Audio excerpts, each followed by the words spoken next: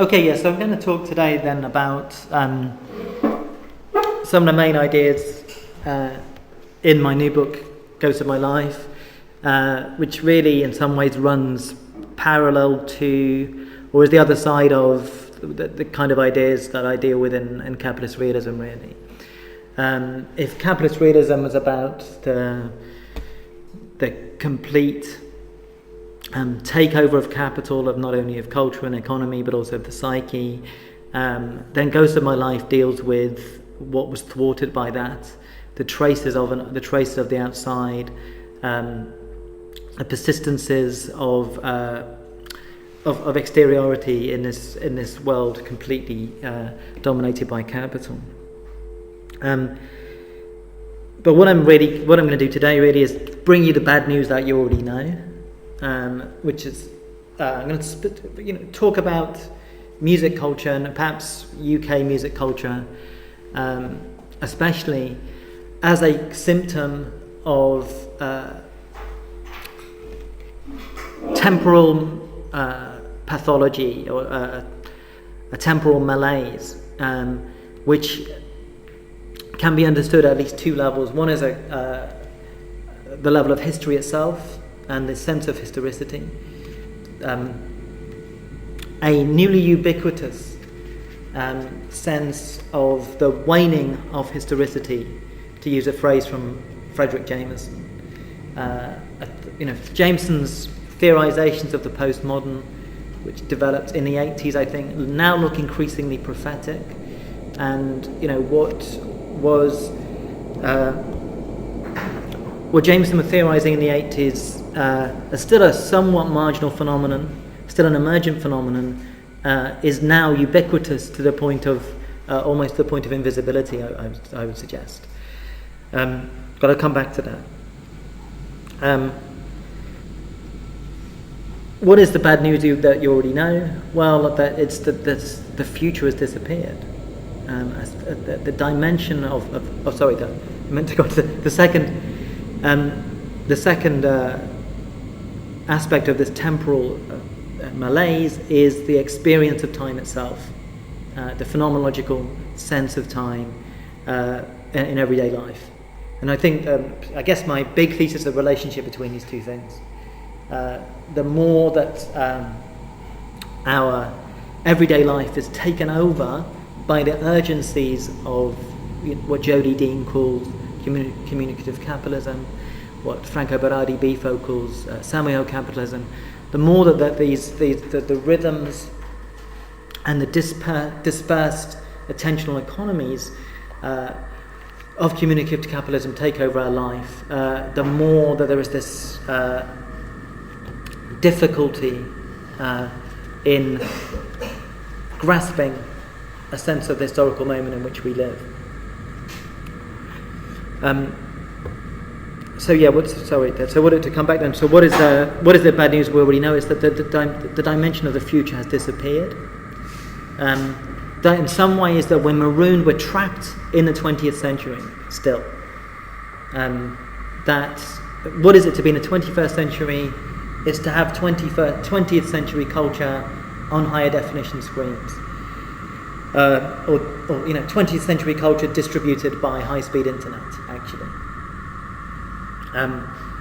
So there's a strange, what ought to be a strange sense of repetition, of a clotted or blocked time, a time that's in many respects slowed down or flattened or retarded, gone backwards, where the sense of a forward momentum of culture, which isn't the same as a progress. I'm not arguing that what has disappeared is a sense of the progressive in culture, as if somehow 90s jungle had progressed above Robert Johnson. I'm not arguing that. What I'm arguing is that the thing that's disappeared is a sense of difference, or a sense of the specificity, the sense of culture belonging to a specific moment. That is what has disappeared in the 21st century. So there's now a feeling that nothing ever really dies, but that's not good. That means that we are assailed on all sides by kind of zombie forms which persist forever, by revivals. Anything can come back. Anything can come back. There's a kind of what we might say an excessive tolerance for the archaic. But part of the problem is since the sense of historicity has waned, has declined, it's difficult to characterize anything as archaic anymore. What does it mean to say something's archaic in a situation when practically everything feels old? The phrase that captured this for me, and which I use at the start of Ghost of My Life from Franco Berardi, is the slow cancellation of the future. The slow cancellation of the future, I think, which captures not only that sense of termination, but the gradual nature of it. Of course, it's not that the future in culture disappears overnight. It withers. It drains away.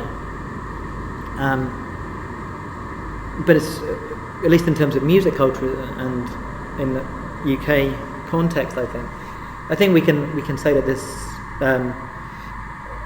this waning, this disappearance, this cancellation of the future started to become evident about a decade ago, and has intensified since then. And I think in that time, our expectations of music,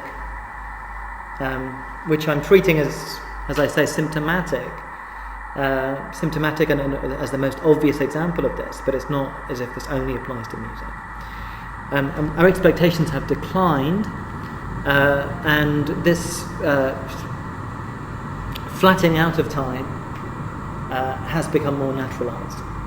I don't think we anymore expect music to sound like a radical break from the past. We expect music now, and culture more broadly, to be a quite subtle. If it's different, it'll be a subtle remodulation, a subtle reconfiguration that is available, that is available and understandable, accessible, only to initiates and aficionados largely.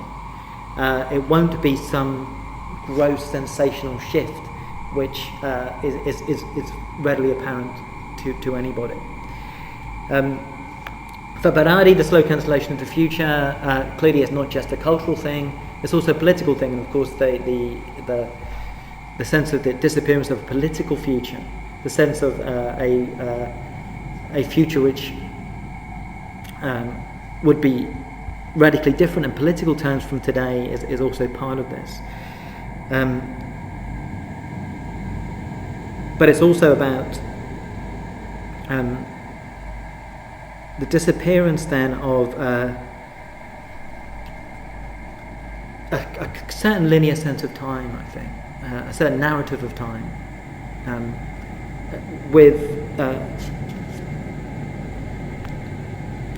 where time is marked in the same way that space is marked. There's a kind of time marks in the way that there are landmarks. I think this is this was how those of us born at in a certain period, from the late 60s, 70s onwards, experienced time as marked by music in certain ways. That there was a strong connection between particular periods and music, and it was one could periodize music, not only by the year but often by the month, and the sense of a rapid supersession of styles, genres, techniques, methodologies which went along with that. The sense that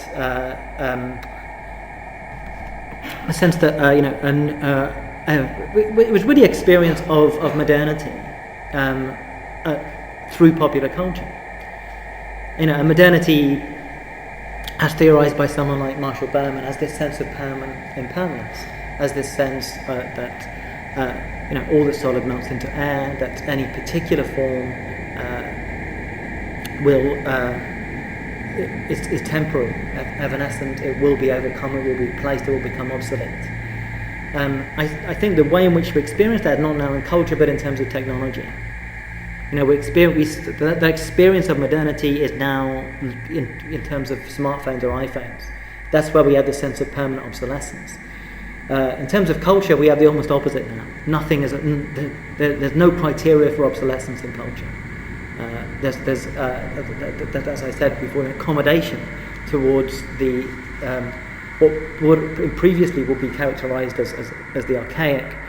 But part of the problem is there's no effective sense of the contemporary by which one could, to which one could compare the archaic now. And that's, as I said, I think been in place for about a decade. So one of the phrases I use is there are non-times as well as non-places. Marc Augé's theory of the non-place as this, the space of circulation of late capitalism, which are effectively indistinguishable one from another. Airports, retail parks, etc., etc. I think years, time has become like the non-place. What was the sound of 2005? What is the sound of 2008? These years seem to fade into one another now. If I ask you what the sound of 1975 was, even if you weren't alive, you've probably got a sense of what it is actually. But I think what's characteristic of the 21st century, increasingly, especially since around 2003, is that disappearance of that sense of specificity of cultural time. One of the lack of distinguishing marks, that is to say, of a particular period. And our sense of the futuristic now belongs to the past. It has not been updated since the 90s, really. In the 90s, with genres like jungle, you felt radically unprecedented. They felt like there's nothing you'd heard before, nor could you have heard it before.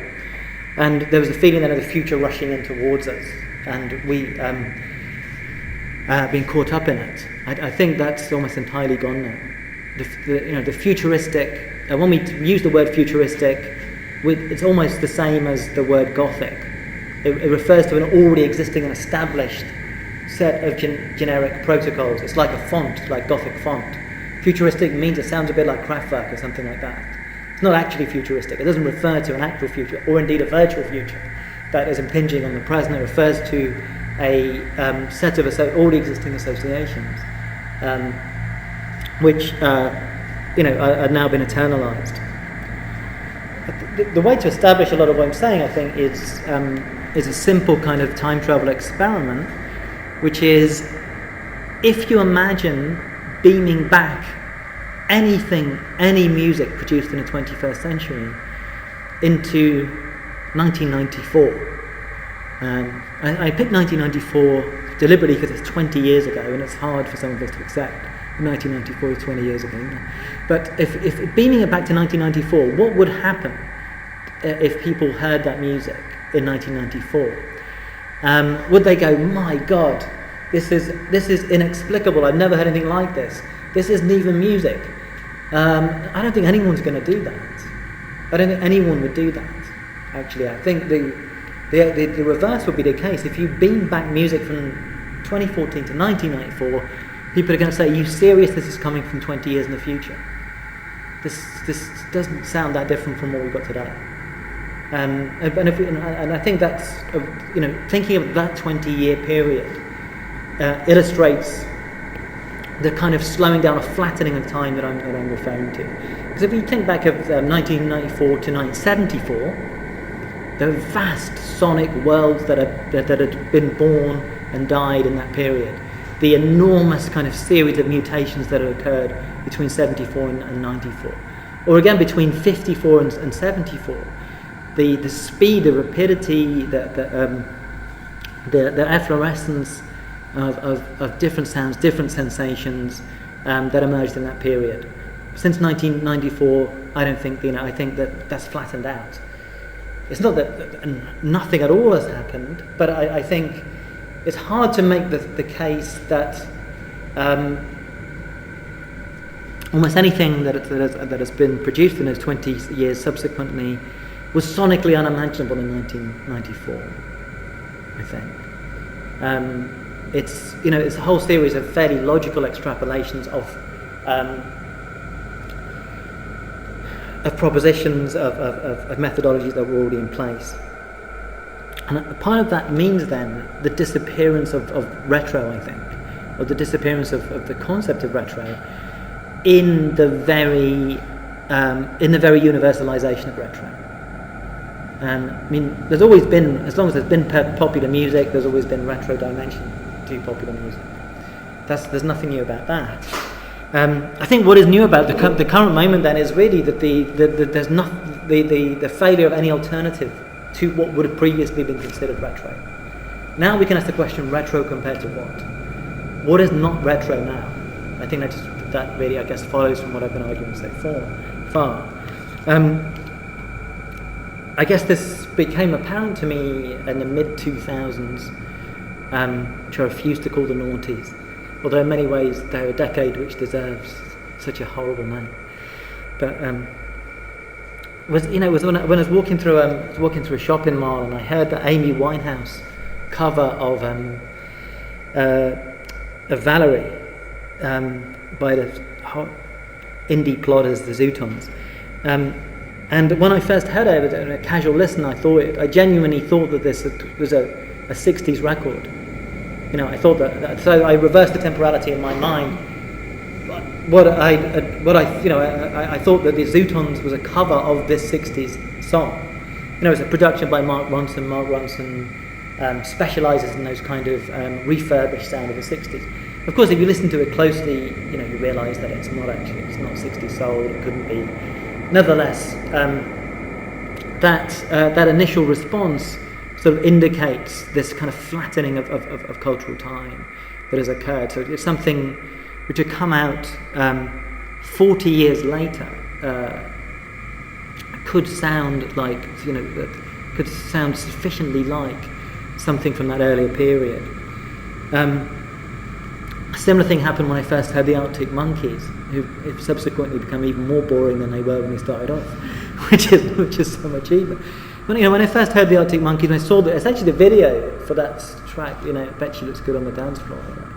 That when I first saw that, I actually did believe that it had come from 1980, and that it was some post-punk group that I hadn't actually heard at the time, but had somehow been rediscovered. And almost everything about the way the video looked, the way it was shot, the clothes they were wearing, and of course the music itself, conspired to construct that appearance, that simulation. And again, I think if we actually imagine it being played in 1980, that record, no problem. It could very well have existed then. There's nothing to prevent it being absorbed into actual 1980. And I guess the reason I mention these things is that, for me, that these should obviously have been classified as retro. These are something which sounds like it could have come out 30 years ago or 40 years ago, ought to be classified as retro. Yet they weren't. They were posited to us as if they were part of contemporary music. But what is contemporary music then if it can accommodate music which it's not influenced by the past, but which sounds like it really could have come from a historical moment of long ago. I mean, 1980 in 2005, 2006. That ought to have been a very, very long time ago.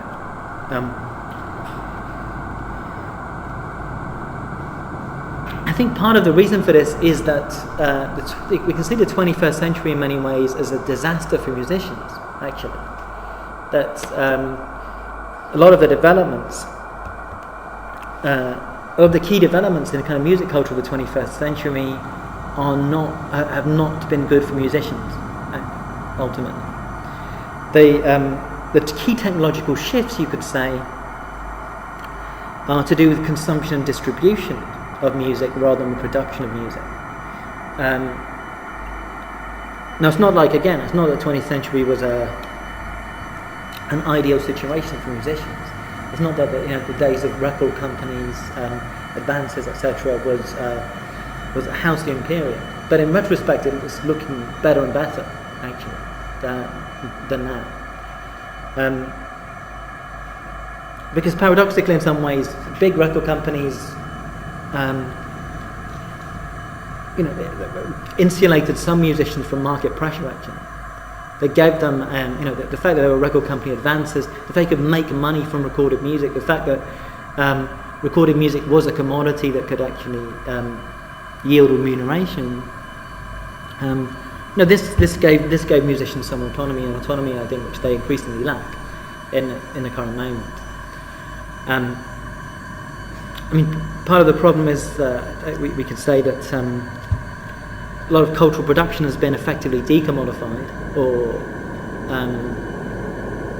has become a commodity effectively priced at zero, whereas cultural producers, the things that cultural producers rely on, have been hyper-commodified, you could say. They still need gas, electricity, and housing. To which I'll return to. Perhaps the housing is perhaps the principal thing in a city like London, which can explain this sense of malaise. But I think the other dimension of this, in relation to technology, is that this new technology doesn't yield sensations, you could say, in the way that previous forms of technology were. Music culture. Music culture, when you've got a wah-wah pedal, whatever, you could obviously hear that. When you had samplers, you could hear the effects of samplers. When you had synthesizers, one could hear them. 21st century, as I say, music technology has certainly mutated music culture, but it hasn't mutated it in the level of what one is actually hearing. You can't really hear this communicative culture. It just facilitates the distribution, the circulation of music. It doesn't change the actual sound of what is produced. So, developing this kind of thought then about why this has happened, why we're in this kind of temporal malaise, why in particular it's kind of music culture that exemplifies this.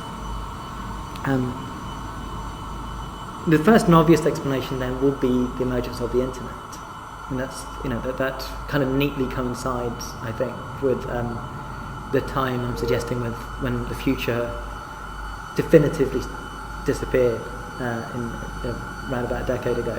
When the internet became ubiquitous. Of course, the internet was there before, but the domination of our lives by the internet really only started a decade ago. And this is essentially the argument of Simon Reynolds in Retromania. And for Simon, the key thing is what the internet provides is oppressive weight of the past. The accessibility, since with the weight of the past on so easily available to us, this makes it harder for the new to emerge.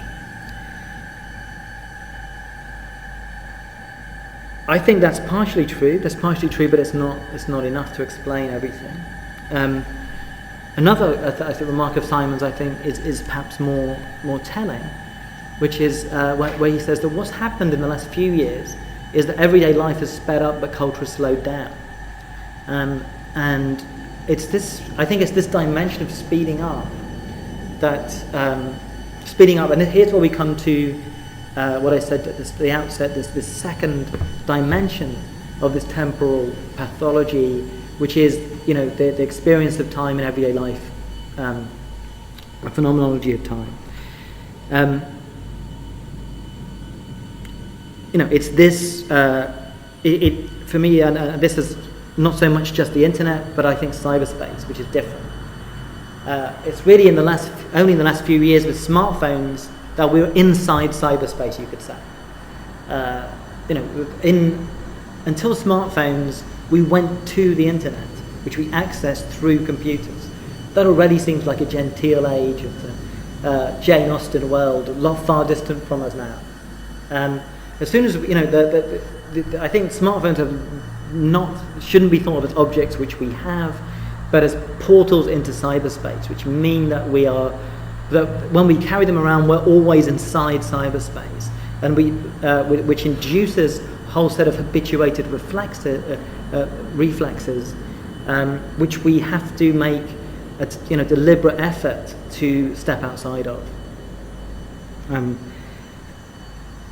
But again, that we can't just see this emergence of cyberspace, the ubiquity of cyberspace on its own. We have to see it in the context of neoliberalization and the combination of neoliberalization and post-Fordism, I call capitalist realism, really. And so what I'd rather talk about, rather than cyberspace, is capitalist cyberspace. I think what we're inside is capitalist cyberspace. And this then has coincided in a country like the UK with the final eclipse of social democracy. And with it, I mean, what does that mean? It means the end of indirect funding, I think, for something like music culture. A lot of the major developments in music culture in the UK weren't directly funded by the state. It's hard to think of. Well, there are some examples actually. But in terms of popular music, it wasn't direct funding by the state that made it possible. But indirect funding was certainly a key factor. The example of direct funding by the state would be things like BBC 𝕽𝖊𝖇𝖊𝖑𝕾𝖆𝖕𝖊𝖗, etc., where they were part of a kind of public service broadcasting remit. But indirect funding means the machinery of social democracy itself, would mean things like student grants, unemployment benefit, housing benefit, social housing. I said earlier, probably if you're looking at a city like London as a particularly powerful case study here, the situation with housing is probably sufficient in itself to explain almost everything that I've talked about so far. The fact that it's so expensive to live in the city deprives the culture of energy. I think deprives the culture of an unstressed or unpressured energy. The city is exhausted on lots of levels, on a fairly literal level. But then, as a consequence of that exhaustion, as a consequence of that perpetual kind of busyness, that inescapability of the ubiquity of urgencies,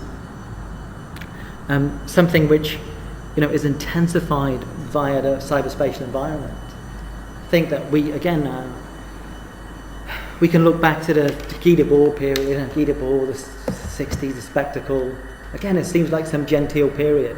You had to put TV on then, or see an advertising billboard in order to be commanded or have your nervous system assailed by the urgencies of capitalism.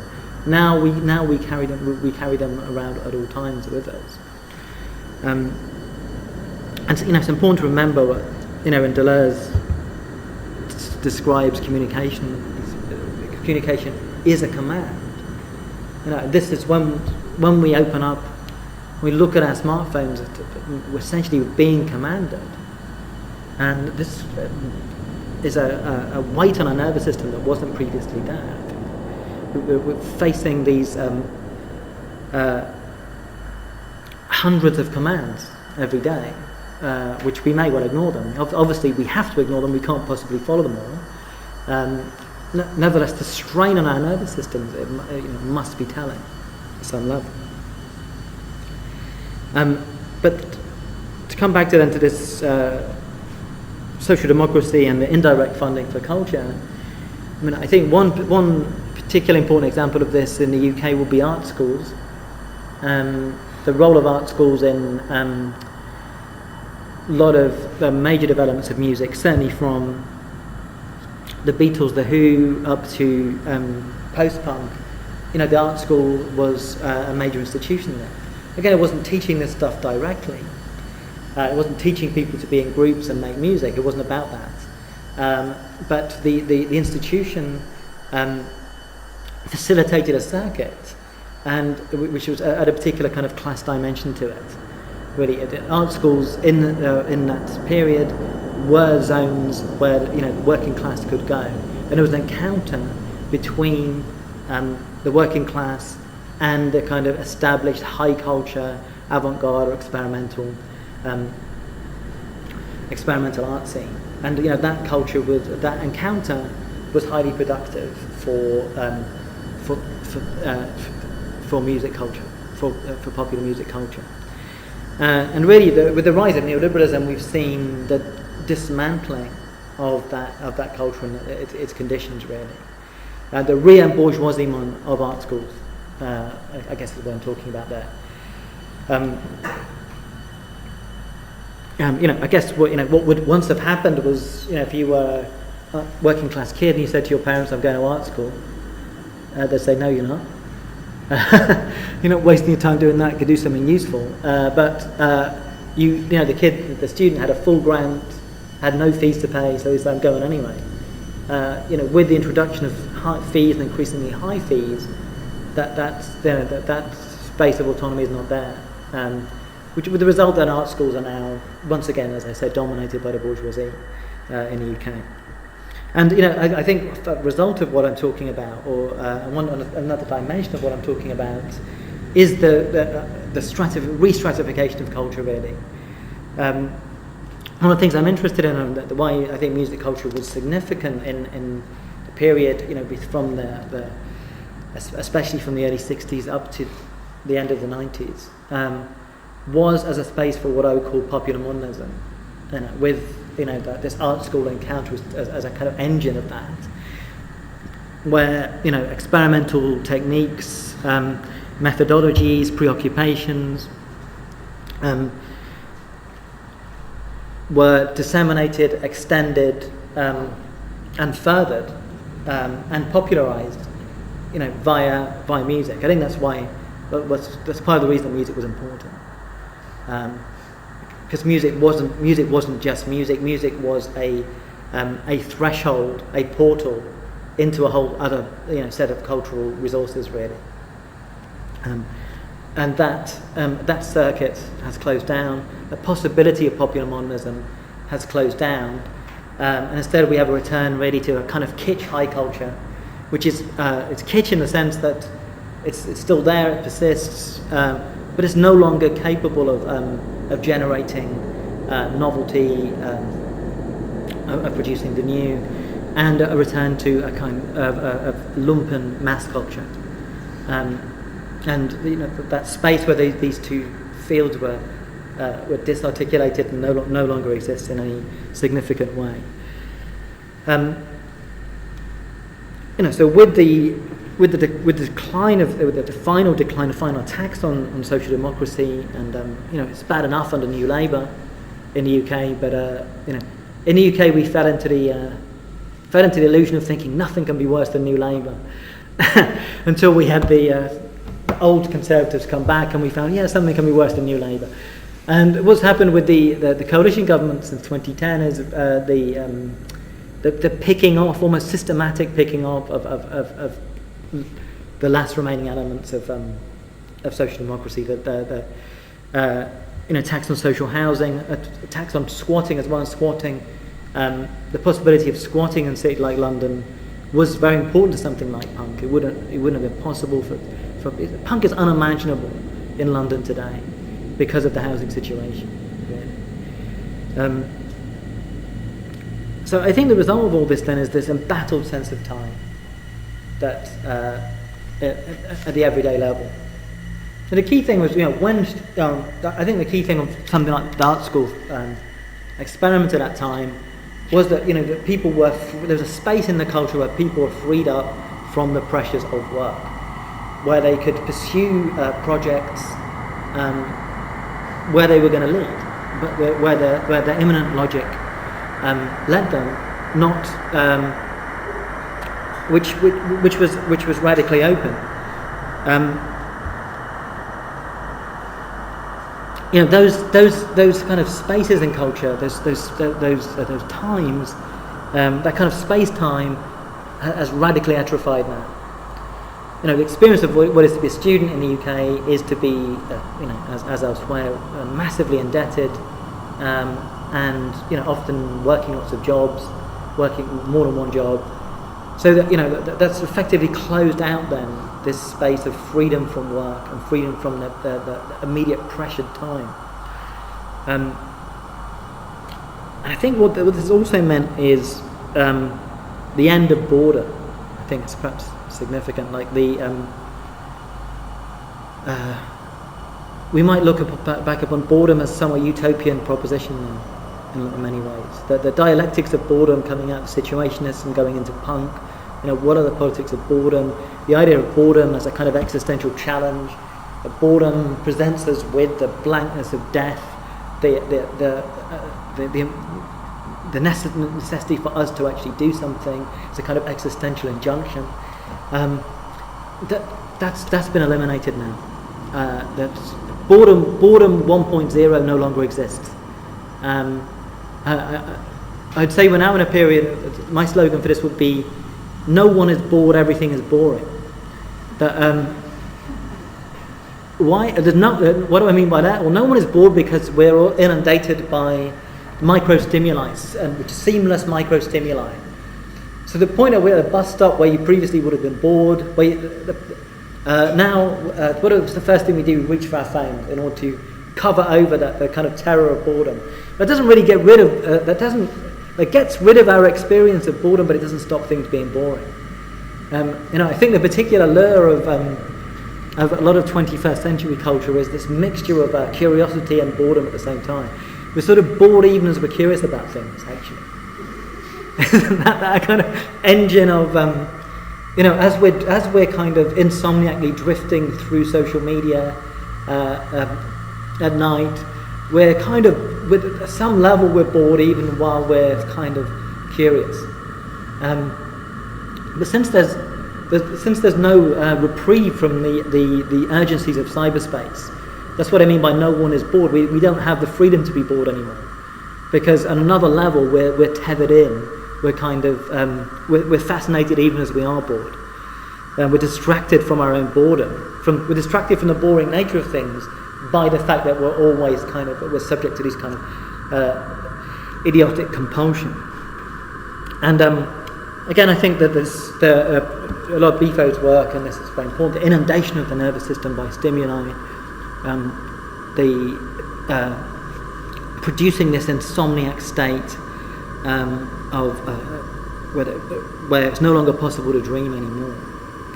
And actually, there's quite an interesting post on the Plan C website from this anonymous group called the Institute of Precarious Consciousness, or something like that, where they argue we've really shifted from an age of boredom, to an age of anxiety. That with Fordism, the previous regime, dominant regime in capitalism, presented the problem of boredom.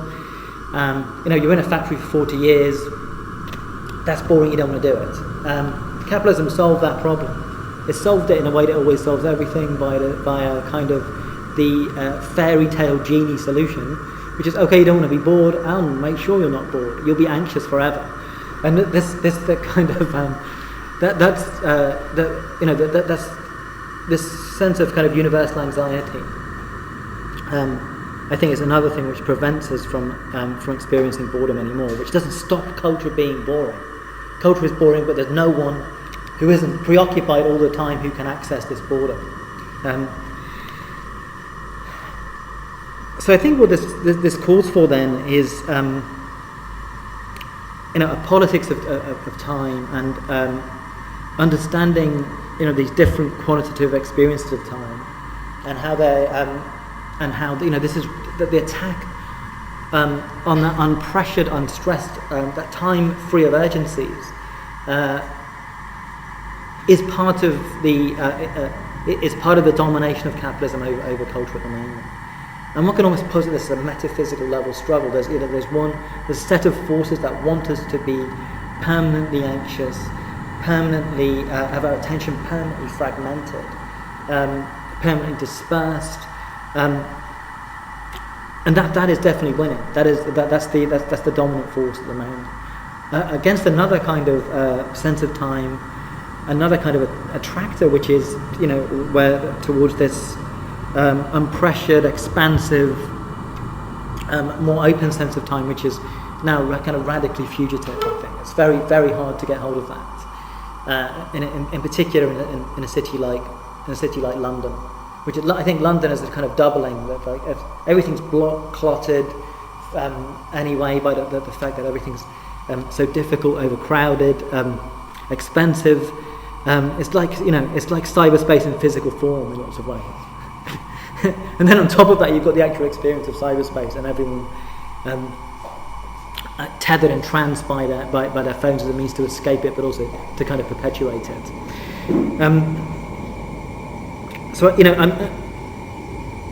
One of the things that I sort of posit then in the book then is what does leave us with in a situation where it seems that nothing new can ever really happen anymore.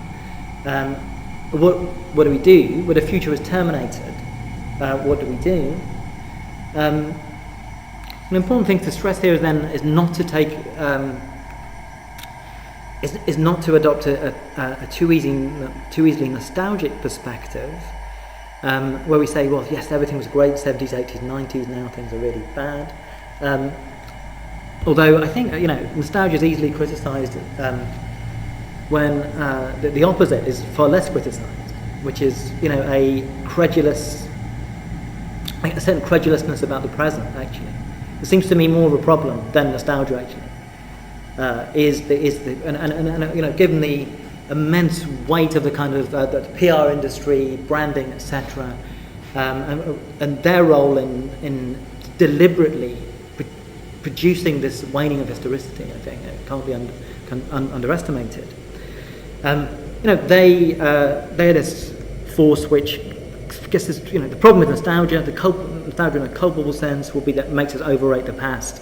But I think that the problem we've got is overrating the present in lots of ways, and underrating our own dissatisfaction with it, which we're invited to do, which we're pressurised to do in lots of different ways. Rather than invoking an actually existent past and comparing it with the present, I think the point from which we can criticise the current moment, the point at which it can be found wanting, is in terms of the futures that were projected from the 20th century, not the actually existing past.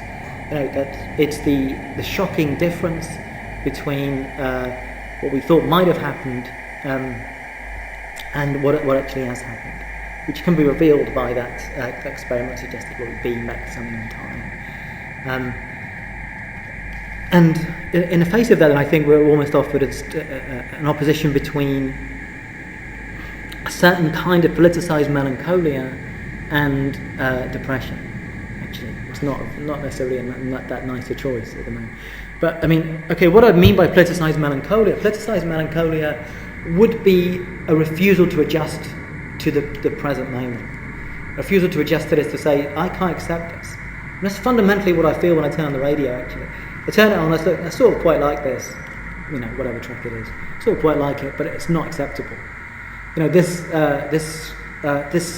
I can't adjust to the fact that this sounds like it could have come 20 years ago. It isn't just boring rock music now; it's dance music as well, whatever. You can't adjust to it. And even if it's going to carry on forever, I think I'm going to refuse to adjust to a time when it's acceptable for things to be so anachronistic. The alternative to that, I think, is a kind of just depression, is a kind of naturalized depression, where we just accept that nothing new is ever going to happen, but it's not a problem anymore.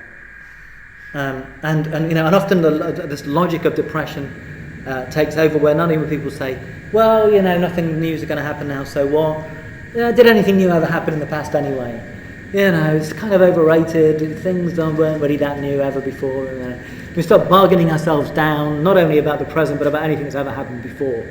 So I suggest that this is, that's part of the overrating of the present, actually, in certain ways, is that those tendencies. So one of the things I explore in the book then is these strains of melancholic maladjustment. as one strategy for the refusal of a present which is not really a present, and refusal of the failure of the future. And one of the threads that I try and pull on is this longing, this yearning for a future in conditions where the future can't be delivered. I guess what I think that is the authentic articulation in the present. Is not, one can't by force of will alone create a sense of the future. We have to accept that the conditions which allowed a sense of futurity, have really been attacked, and its voluntaristic action can't put that right. Have really been attacked. They really radically deteriorated. Yet, if we're not to accede, if we're not to completely submit to this present where the future has disappeared, what remains is a certain set of longings, yearnings, etc. And it's a kind of fidelity to those yearnings and longings that is one of the things that I track in the book, really. Okay, we'll leave it there. If seems a point to end on. If that's okay.